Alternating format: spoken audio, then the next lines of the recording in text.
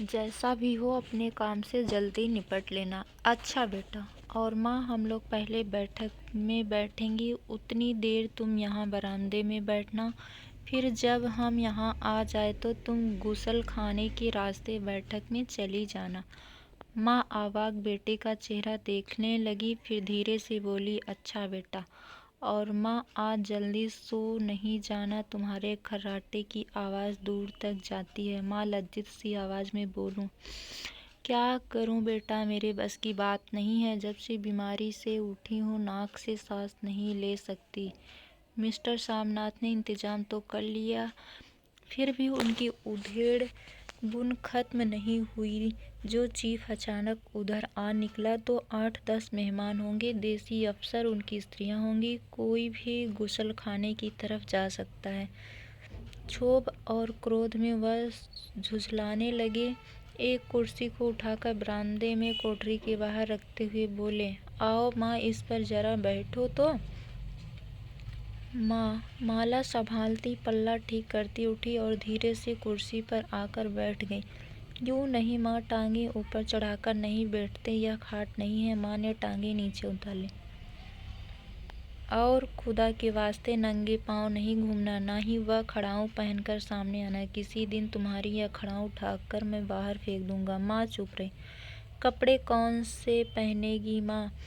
जो है वही पहनूंगी बेटा, जो कहो पहन लूँ। मिस्टर सामनाथ सिगरेट मुंह में रखे फिर अधकुली आंखों से माँ की ओर देखने लगे और माँ के कपड़ों की सोचने लगे। सामनाथ हर बात में तरतीब चाहते थे। घर का सब संचालन उनके अपने हाथों में था। खूंटियाँ कमरों में कहाँ लगाई जाए, बिस्तर कहाँ पर बिछे, किस रंग के पर्दे लगाएं, श्रीमती कौन सी साड़ी पहने, मेज किस साइज की हो। सामनाथ को चिंता थी कि अगर चीफ का साक्षात माँ से हो गया तो कहीं लज्जित नहीं होना पड़े।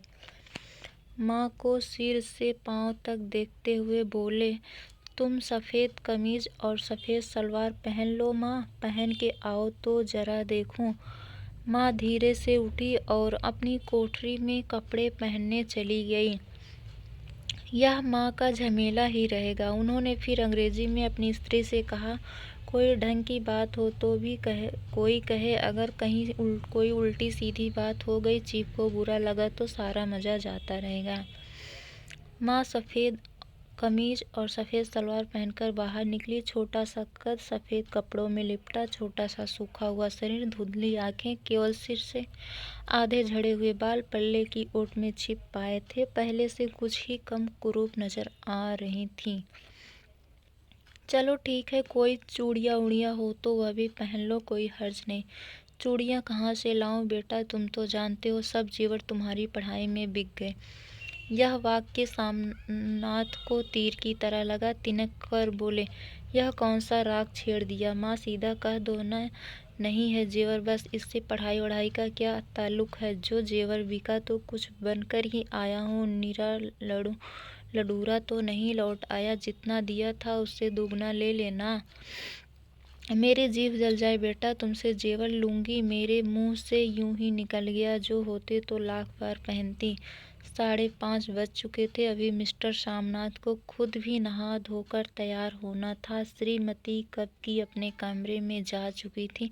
सामनाथ जाते हुए एक बार फिर माँ को हिदायत करते हुए गए, माँ रोज की तरह गुमसुम बन के नहीं बैठी रहना। अगर साहब इधर आ निकले और कोई बात पूछे तो ठीक तरह से बात का जवाब देना।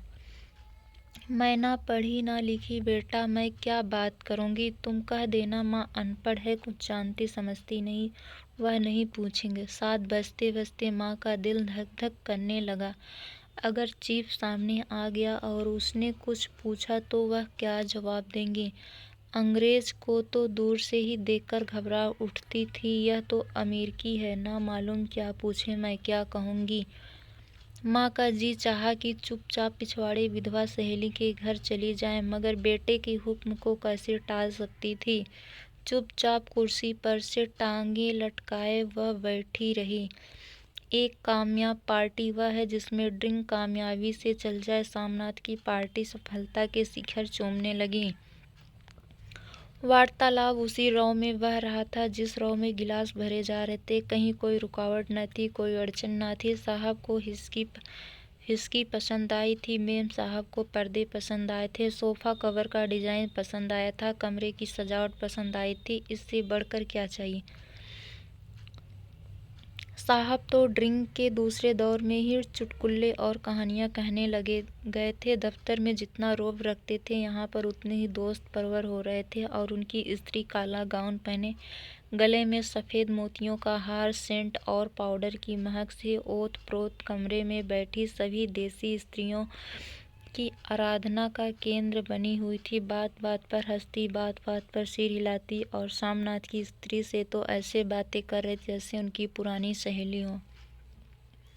और इसी रो में पीते-पिलाते 10:30 बज के वक्त गुजरते पता ही न चला। आखिर सब लोग अपने-अपने गिलासों में से आखिरी घूंट पीकर खाना खाने के लिए उठे और बैठक से बाहर निकले। आगे-आगे सामनाथ रास्ता दिखाते हुए, पीछे चीफ और दूसरे मेहमान।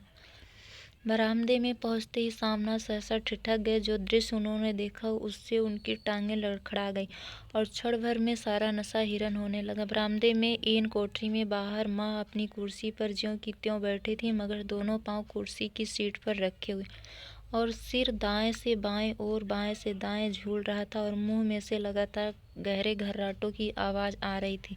जब सिर कुछ देर के लिए टेढ़ा हो कर एक तरफ को थम जाता तो खर्राटे और भी गहरे हो उठते और फिर जब झटके से नींद टूटती तो सिर फिर दाएं से बाएं झूलने लगता। पल्ला सिर पर से खिसक आया था और माँ के झरे हुए बाल आधे गंजे सिर पर अस्त व्यस्त बिखर रहे थे। देखते ही सामनाथ क्रुद्ध हो उठे। जी चाहा कि माँ को धक्का देकर उठा दे और उन्हें कोठरी में धकेल दे, मगर ऐसा करना संभव न था। चीफ और बाकी मेहमान पास खड़े थे। माँ को देखते ही देसी अफसरों की कुछ स्त्रियां हंस थीं। इतने में चीफ ने धीरे से कहा, पुअर डियर। माँ हड़बड़ा के उठ बैठी। सामने खड़े इतने लोगों को देखकर ऐसी घबराई कि कुछ कहते न बना। झट से पल्ला सिर पर रखती हुई खड़ी हो गई और जमीन को देखने लगी। उनके पांव लड़खड़ाने लगे और हाथों की उंगलियां थर-थर कांपने लगी। माँ, तुम जाके सो जाओ, तुम क्यों इतनी देर तक जाग रही हो?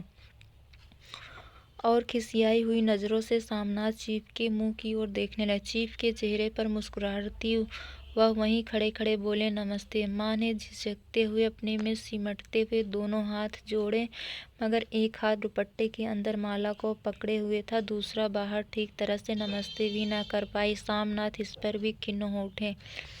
इतने में चीफ ने अपना दायां हाथ मिलाने के लिए माँ के आगे किया। माँ और भी घबरा उठी। माँ, हाथ मिलाओ। पर हाथ कैसे मिलाती? दाएं हाथ में तो माला थी। घबराहट में माँ ने बायां हाथ ही साहब के दाएं हाथ में रख दिया। सामनाथ दिल ही दिल में जल उठे। देखी देसी अफसरों की स्त्रियां खिलखिलाकर हंस पड़ी। यूं नहीं माँ, तुम तो जानती हो दायां हाथ मिलाया जाता है, दायां हाथ मिलाओ। मगर तब तक चीफ माँ का बायां हाथ ही बार बार हिलाकर कह रहे थे, हाउ डू यू डू। कहो माँ, मैं ठीक हूँ, खैरियत से हूँ। माँ कुछ बड़बड़ाई। माँ कहती हैं, मैं ठीक हूँ। कहो माँ, हाउ डू यू डू। माँ धीरे से सकुचाते हुए बोली, हाउ डू। एक बार फिर कहा उठा। वातावरण हल्का होने लगा। साहब ने स्थिति संभाल ली थी। लोग हंसने चहकने लगे। सामनाथ के मन का क्षोभ भी कुछ कुछ कम होने लगा था। साहब अपने हाथ में माँ का हाथ अभी पकड़े हुए थे और माँ सिकुड़ी जा रही थी। साहब के मुंह से शराब की बू आ रही थी। सामनाथ अंग्रेजी में बोले, मेरी माँ गांव की रहने वाली है, उम्र भर गांव में रही हैं, इसलिए आपसे लजाती हैं। साहब इस पर खुश नजर आए। बोले, सच? मुझे गांव के लोग बहुत पसंद हैं। तब तो तुम्हारी माँ गांव के गीत और नाच भी जानती होंगी। चीफ खुशी से सिर हिलाते हुए माँ को टकटकी बांधे देखने लगे। माँ, साहब कहते हैं कोई गाना सुनाओ, कोई पुराना गीत, तुम्हें तो कितने ही याद होंगे। माँ धीरे से बोली, मैं क्या गाऊंगी बेटा, मैंने कब गाया। वाह माँ, मेहमान का कहाँ भी कोई टालता। साहब ने इतनी रीस से कहा, नहीं गाओगी तो साहब बुरा मान। मैं क्या गाऊं बेटा, मुझे क्या आता है। वाह, कोई बढ़िया टप्पे सुना दो, 2 पत्थर अनार दे देसी अफसर उनकी स्त्रियां ने इस सुझाव पर तालियां पीटी। माँ कभी दीन दृष्टि से बेटे के चेहरे को देखती, कभी पास खड़ी बहू के चेहरे। इतने में बेटे ने गंभीर आदेश भरे लिहाज में कहा, माँ। इसके बाद हाँ या ना सवाल ही ना उठता था। माँ बैठ गई और क्षीण दुर्बल जती आवाज में एक पुराना विवाह गीत गाने लगी। हरिया नी माई हरिया नी भेड़े, हरिया ते भागी भरिया है। देसी स्त्रियां खिलखिला के हंस उठी। 3 पंक्तियां गा के माँ चुप हो गई। बरामदा तालियों से गूंज उठा। साहब तालियां पीटना बंद ही ना करते। सामना की खींच, प्रसन्नता और गर्व में दल उठी थी। माँ ने पार्टी में नया रंग भर दिया था। तालियां थमने पर साहब बोले, पंजाब के गांव की तस्करी क्या है? सामनाथ खुशी में झूम रहे थे। बोले, ओ बहुत कुछ साहब, मैं आपको एक सेट उन चीज़ों का भेंट करूंगा, आप उन्हें देखकर खुश होंगे। मगर साहब ने सिर हिलाकर अंग्रेजी में फिर पूछा, नहीं, मैं दुकानों की चीज़ नहीं मांगता। पंजाबियों के घरों में क्या बनता है, औरतें खुद बनाती हैं। सामनाथ कुछ सोचते हुए बोले, लड़कियां गुड़िया बनाती हैं और फुलकारियाँ बनाती हैं। फुलकारी क्या है? सामनाथ फुलकारी का मतलब समझाने की असफल चेष्टा करने के बाद माँ को बोले, क्या हो माँ, कोई पुरानी फुलकारी घर में है? माँ चुपचाप अंदर गई और पुरानी फुलकारी उठा लाई। साहब बड़ी रुचि से फुलकारी देखने लगे। पुरानी फुलकारी थी, जगह जगह से उसके तागे टूट रहे थे और कपड़ा फटने लगा था। साहब की रुचि को देखकर सामनाथ बोले, यह फटी हुई है साहब, मैं आपको नई बनवा दूंगा। माँ बना देगी? क्यों माँ, साहब को फुलकारी बहुत पसंद है, इन्हें ऐसी ही एक फुलकारी बना दूंगी ना।